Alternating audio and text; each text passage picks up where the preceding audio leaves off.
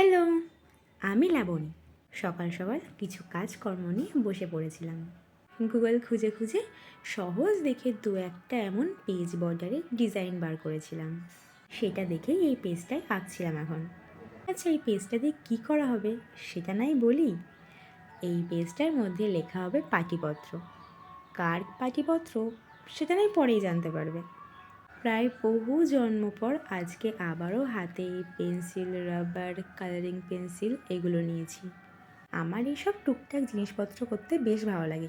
ছোটোবেলায় স্কুলের প্রজেক্ট কম করেছি, সেখান থেকে ছুটকারা পেয়েছি, বাট আজকে আবার এটা নিয়ে বসে পড়েছি। এই যে এইটা কমপ্লিট। প্রথমে এমন হলো, তারপর এটা এমন সুন্দর করে কয়েকটা পুঁতি দিয়ে সাজিয়ে নিয়েছি। শুধু একটা না, দুটো করেছি। একটা কোনো কারণে যদি ভুলভাল লেখা হয়, ওই জন্য দুখানা অপশান রেখেছি। তারপর বিকেলের দিকে টুপাইদা, দিদি ওদের কল আসলো যে সবাই মিলে যাচ্ছে কাঁচরাপাড়া। তাই কি সাথে আমিও যাব।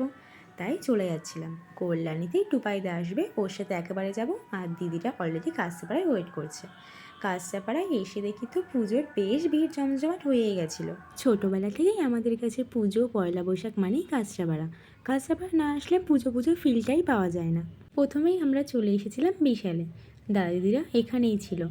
আর এইদিকে দাওয়ার তো কারোর পিছন না লাগলে হয় না। আজকে টুপাইদা আছে, তাই আর টুপাইদাকে নিয়ে পড়ে গেছে। আর এদিকে আমার দিদি ওর মতোই ব্যস্ত, এইসব দিকে ওর কোনো মন নেই। আজকে মেন কাঁচরাপাড়া আসা হয়েছিল টুপাইদার জন্যেই।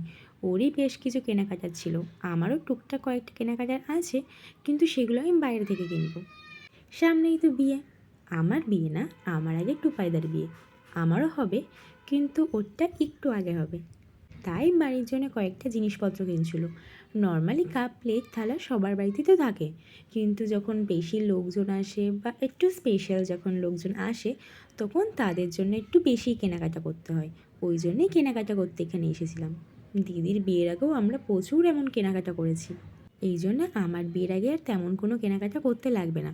আমাদের বাড়িতে প্রচুর প্রচুর কাপ, প্লেট, থালা সব কিছু অনেক জমে গেছে।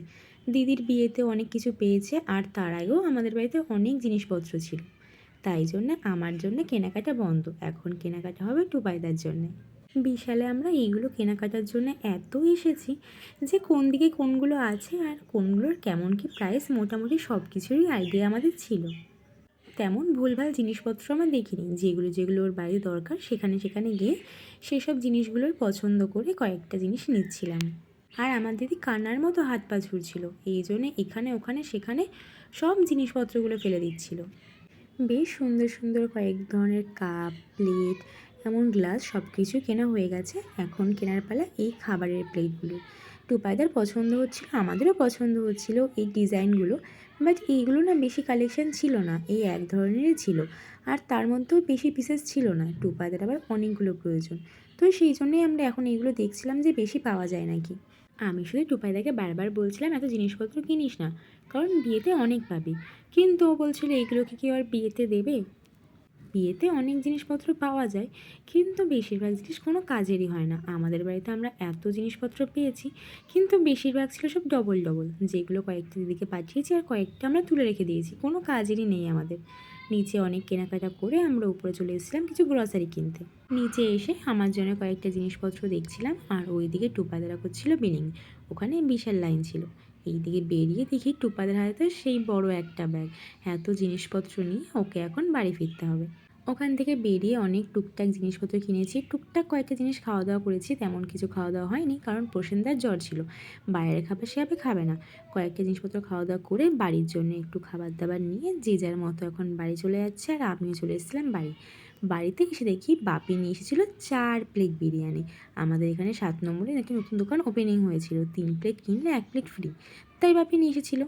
কিন্তু এতগুলো এখন কে খাবে, কারণ বাপি নাকি খাবে না। এই বিরিয়ানি আমি আর মা দুজনে মিলে 2 দিন ধরে খেয়েছি।